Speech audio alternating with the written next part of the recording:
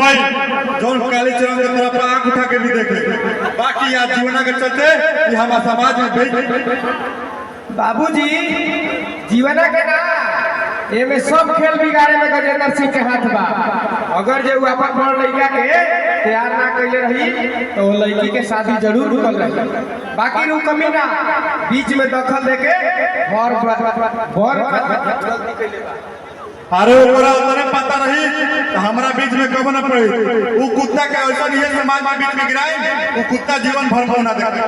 बाबूजी हम सुननी कि ओकर समाज में बहुत चर्चा होता कि जब लड़की के शादी बिना दहेज के रुक गई रहे तो वो अपन बड़ लड़का के संस्कारा के तैयार करके ओकर शादी करा के अपन लड़का के और इज्जत बढ़ा ले बा। बेटा जवान समाज जकरा के जितने इज्जत देला उहे समाज ओकरा के उतने बेइज्जत भी करेला। ओकरा के हम ये समाज के अंदर इतना बेइज्जत करब वो जीवन भर याद रखेगा। बाबूजी जौवन समाज हमनी के ऊपर आंख उठा के ना देखत रहे, आज उहे समाज हमनी के ऊपर थूकत बा। बेटा दुश्मन के दुश्मन नहीं रखा जाला, ना तो कपार पर चढ़ जाला। ओकरा के ये समाज के अंदर इतना बेइज्जत करब कभी हमारे के ऊपर आंख के उठा के कुत्ता पागल बा। ओकरा ई कहां पता बा कि जेकर बिना दहेज के बियाह होता ओकर ई समाज में कोनो वैल्यू नहीं है। अरे हम ओकरा सुनले बानी को कर गो लड़की बिया रे उहो लगड़ी बिया चलबो ना करल। अब हम देखत बानी ऊ लगड़ी लगी के शादी कहां करत बा। अरे ओकरा ई कहां पता बा कि हमारे एगो लंगड़ लड़कियों बिया आ ओकर इलाजो करावे के बा। ओकर अतने पता रही त का ऊ अपन लड़का के दहेज दे के ओकर इलाज ना करवाई। अरे ओकरा अतने पता रही तो काली चरण के बीच में ना पड़ी। बाबूजी रउआ चिंता करे के कोनो काम नहीं थे, उ सब काम हमारा ऊपर छोड़ दी। ओकरा के ई हम बताई इज्जत का होला। घर मंडप में हमके बेइज्जत कइले बानू ओ ओकरा के ये समाज के सामने नंगा ना नचा दे तो हमरा रसूली औलाद ना।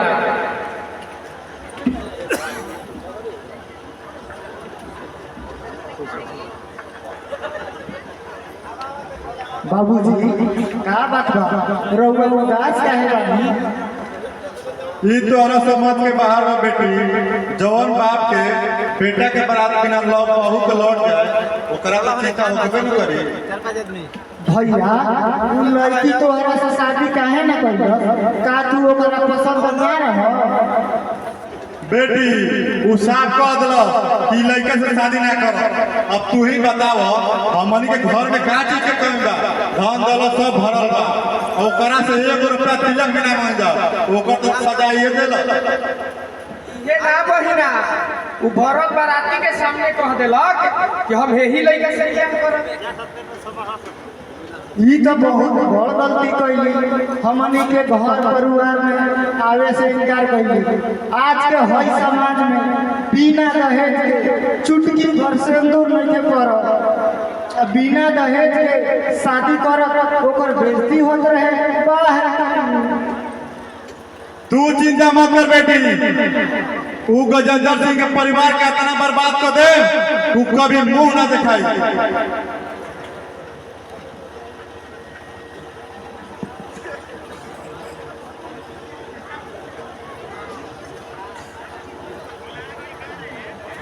बाबूजी अब हम बियाह ना करब। ई का कहर पड़ भैया? का हम भौजाई के मुंह कबो न देखब? तू रो मत बेटी, रोहित गजेंद्र सिंह के परिवार। बाबूजी जवन बेटे पहतारी के मुंह ना देखल का भौजाई के पहतारी के भी न देखल। कैसा नसीब बा हमार। ओह आज के दिन बहुत बड़ बहिन कहल गइल बा कि राखी भाई बहन के प्रेम ह। आ तू आज के दिन बहुत बड़ हम तोहरा से वादा करत बानी तू जवन मंगबू हम तोहरा के देहब। तू हमार कलाई पर राखी बांध द। हाँ बेटी तू राखी के रस्म पूरा कर, हम एक जगह से आवत।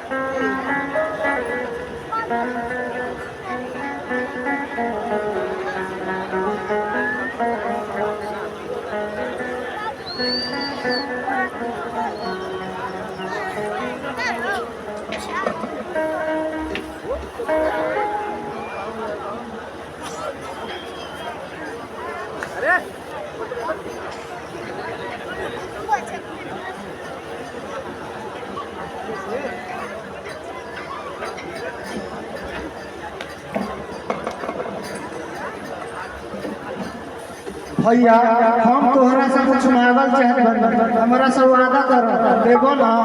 हाँ बहिन तू मांग, जब तोहरा मांगे के बाद तू मांग, हम वादा करत बानी तोहर वादा सब पूरा कर तू मांग। भैया हमारा के एगो सुंदर भौजाई ना दो। ई का मांग देलू बहिन? अरे तहरा मांग ही के रहे तो दोसर चीज मांग। भैया हमारा से वादा कइले बा, हमारा कुछ न चाहिए, बस एगो सुंदर भौजाई चाहिए। ठीक बा, जब तहरा तने जीत बा हम तोहरा के सुंदर भौजाई जरूर लाई। अच्छा बेटी ई बताओ तार पढ़ाई लिखाई कैसन चलत बा? आ तारा पटना कहिया जाए के बा? बस बाबूजी सोमवार के जाए के बाद। अच्छा ठीक बा, तू पटना जाए के तैयारी करो, हम बाजार जाता नहीं, कुछ लावे खोई तो कह दिया।